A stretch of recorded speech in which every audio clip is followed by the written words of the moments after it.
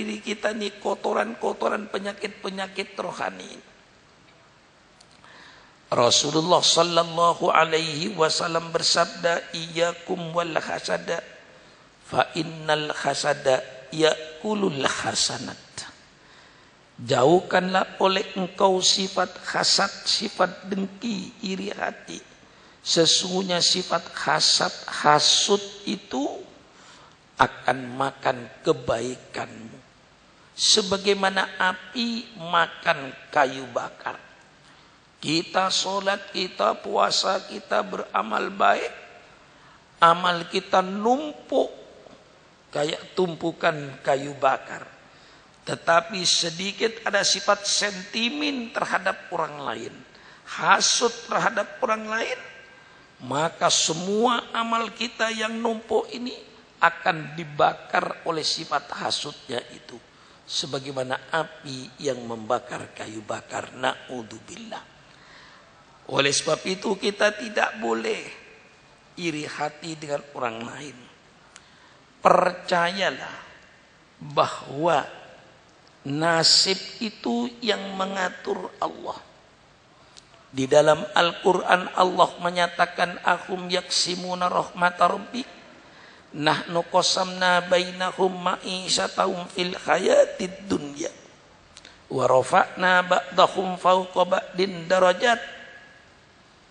Apakah mereka yang membagi-bagi rahmat Allah?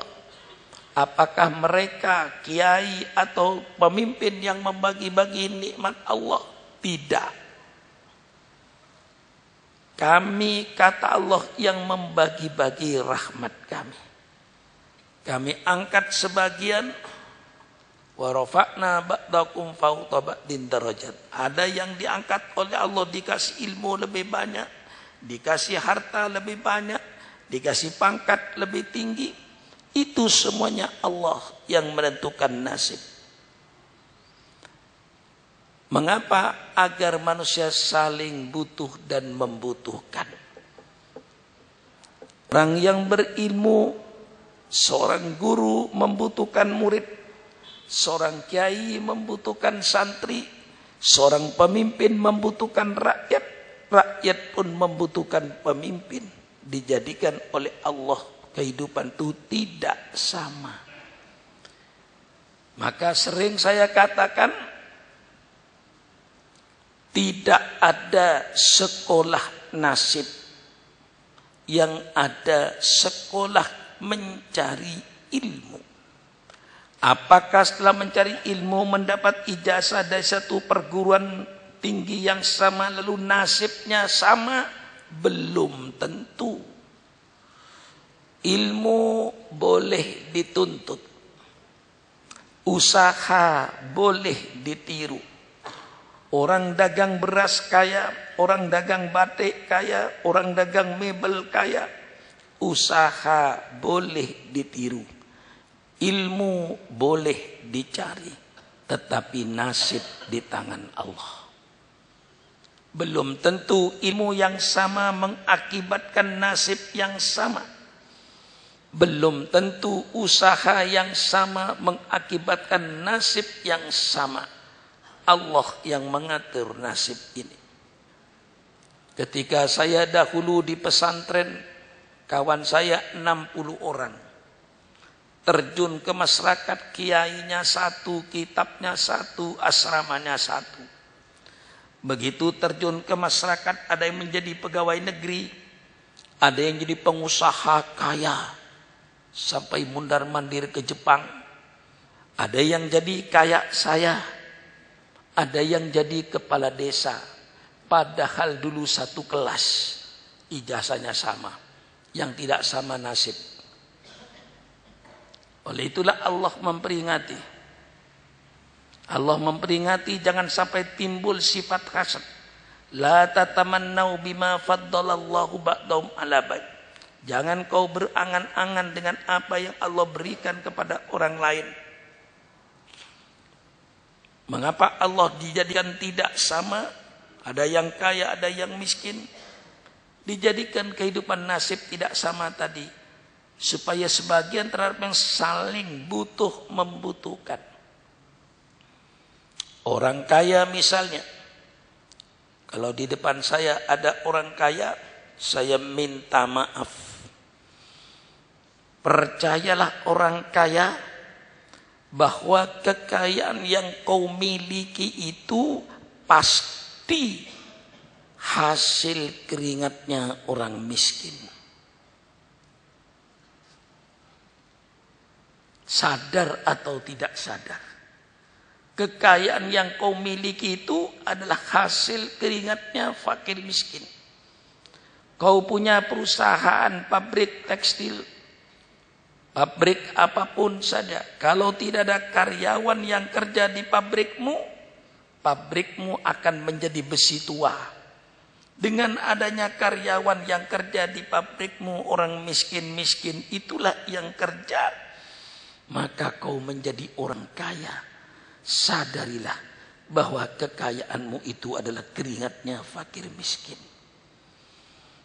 Engkau kaya, mempunyai sawah katakanlah 100 hektar.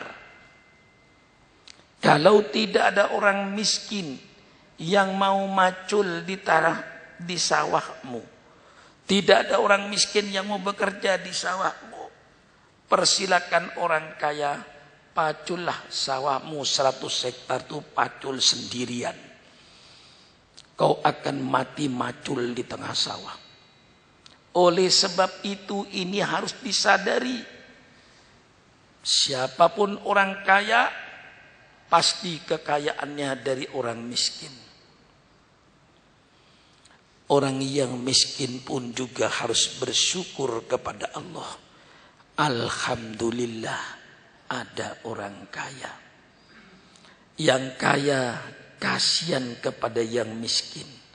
Semua karyawannya dibayar sesuai dengan apa yang dia peroleh.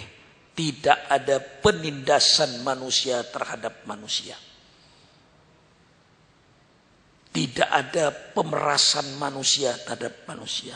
Yang kaya, alhamdulillah saya kaya karena keringatmu. Maka saya wajib memperhatikan hidupmu. Engkau sakit, saya bawa ke rumah sakit, saya biayai kau. Kau kerja, kekayaan saya karena sebab keringatmu. Subhanallah. Kalau terjadi akhlak yang semacam ini, alangkah indahnya dunia ini. Kemudian yang miskin pun sadar, alhamdulillah ada orang kaya. Saya bisa bekerja, anak saya bisa sekolah, istri saya bisa makan, alhamdulillah. Oleh sebab itu saya wajib menghidupkan perusahaan ini. Jangan sampai perusahaan ini bangkrut. Sadar, yang miskin sadar, yang kaya sadar. Alangkah indahnya kehidupan yang semacam ini. Ini yang diperintahkan oleh agama. Oleh sebab itu dalam bulan suci Ramadan ini, mari kita cuci bersihkan diri kita. Untuk tidak bersifat tamak, untuk tidak bersifat hasut, dengki, sifat iri hati. Orang yang punya sifat hasut itu hidupnya tersiksa. Imam Ghazali berkata, orang hasut itu ialah orang yang tidak senang kalau melihat orang lain senang. Saya ulang sekali lagi. Ya kita cuman kadang-kadang bilang hasut, dengki, iri. Tapi definisinya secara terbuka itu kurang mengenal. Oleh itu Imam Ghazali menguraikan, orang hasut itu ialah orang yang tidak senang kalau melihat orang lain senang dan ingin kesenangan yang ada pada orang lain pindah kepada dia. Subhanallah, ini sifat yang sangat jahat di tengah-tengah masyarakat. Kalau saudara mempunyai sifat semacam ini, naudzubillah, paling tersiksa. Bagaimana tidak tersiksa? Kalau tetangga kita ada 100 orang Dari 100 orang lalu satu ada yang beli mobil. Melihat tetangga senang, dia tidak senang. Ada orang beli mobil, dia tidak senang. Ada orang bangun rumah, dia tidak senang. Ada orang membeli peralatan rumah tangga, dia tidak senang. Setiap ada orang senang, dia tidak senang. Subhanallah, penyakit kanker ini menyiksa. Bagaimana kita hidup? Setiap ada orang senang kita gondok, iri.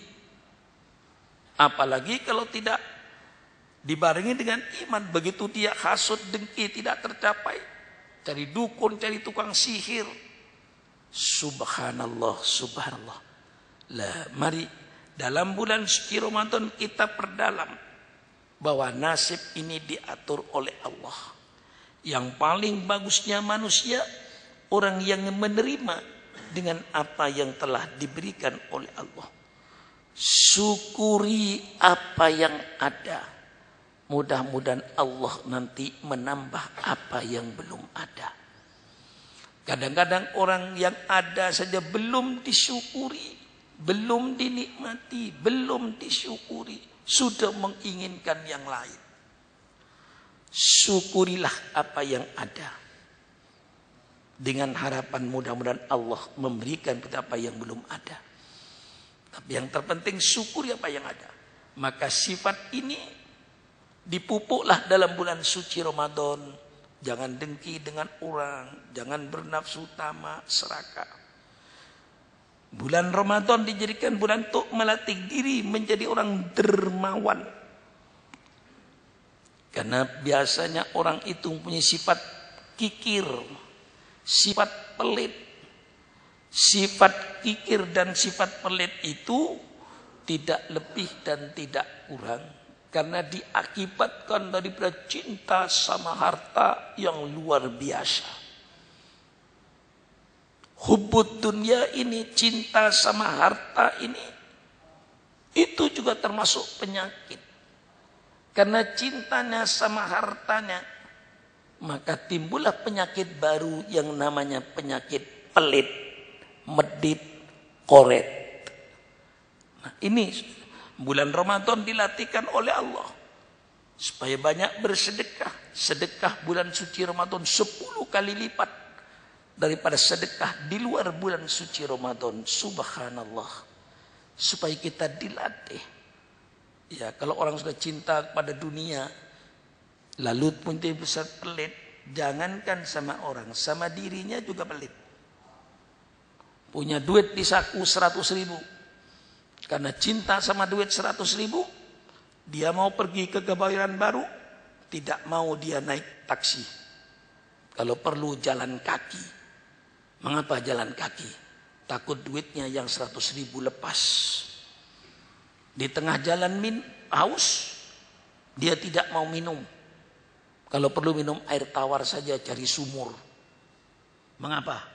Takut duitnya lepas. Subhanallah. Kalau kepada dirinya sendiri saja sudah pelit, apalagi kepada orang lain. Ini bisa terjadi. Oleh sebab itu sifat-sifat semacam ini, sifat-sifat istilahnya dalam istilah Imam Ghazali as-sifatul madhmumah, sifat-sifat yang tercela ini mari kita singkirkan dalam bulan suci Ramadan ini. Kita ganti dengan sifat-sifat yang terpuji,